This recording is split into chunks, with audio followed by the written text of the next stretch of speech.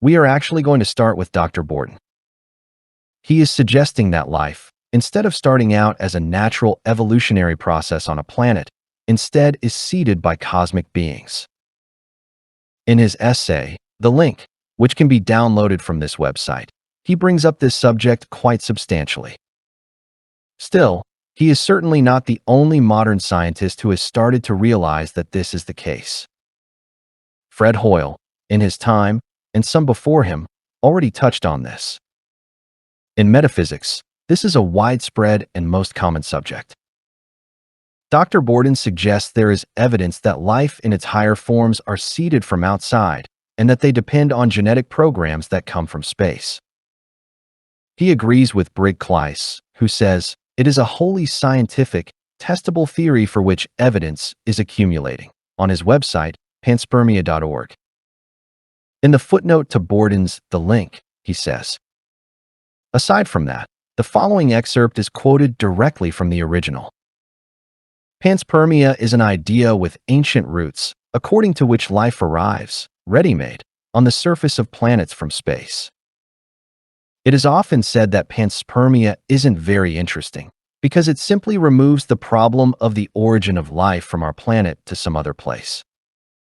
And yet, panspermia has gained the attention of our science. There is now pseudopanspermia, the delivery of complex organic compounds from space, to give the prebiotic soup some starter ingredients, a notion has already becoming widely accepted. Basic panspermia, which holds that microbial life is present in space or on bodies like comets or asteroids, and it can be safely delivered to planets and start life there. If the cells escape from a living planet on fragments after a meteor impact, the phenomenon is called litho, ballistic, impact, or meteoritic panspermia. And that's not all. Svante Arrhenius proposed that naked cells might travel interstellar distances propelled by light pressure, a theory now called radiopanspermia. Whereas a light coating of carbon could protect single cells from UV radiation, a couple of meters of water or rock are needed for protection from cosmic rays. Consequently, radiopanspermia is currently in disfavor. The danger of radiation damage influenced Francis Crick and Leslie Orgel, in 1973, to propose that life came to Earth by directed panspermia, the theory that intelligent life from elsewhere sent germs here in a spaceship.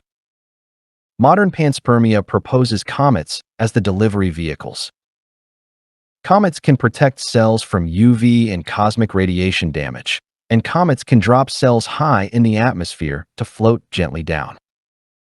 If bacterial spores can be immortal, as it appears, comets could spread life throughout a galaxy. Hoyle and Wickramasinghe, starting in the 1970s, rekindled interest in panspermia. But they went further to include a new understanding of evolution. While accepting the fact that life on Earth evolved over the course of about 4 billion years, they say that the genetic programs for higher evolution cannot be explained by random mutation and recombination among genes for single-celled organisms, even in that long a time. The programs must come from somewhere beyond Earth. In a nutshell, their theory holds that all of life comes from space. It incorporates the original panspermia in the same way that general relativity incorporates special relativity. Their expanded theory can well be termed strong panspermia. Their cosmic ancestry is a new theory pertaining to evolution and the origin of life on Earth. It holds that life on Earth was seeded from space, and that life's evolution to higher forms depends on genetic programs that come from space. It is a wholly scientific, testable theory for which evidence is accumulating. The above is the basis for understanding how life of higher intelligence starts on a planet. When it comes to Earth, the human ancestors, all the way to modern Homo sapiens, were seeded by extraterrestrial beings in their image.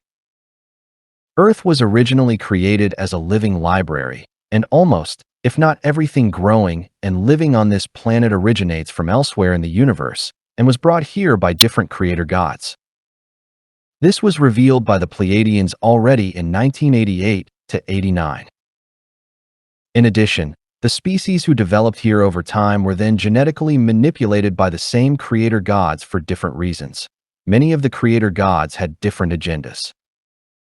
There are even indicators that humankind was seeded more than once, something we will bring up in the second level of learning.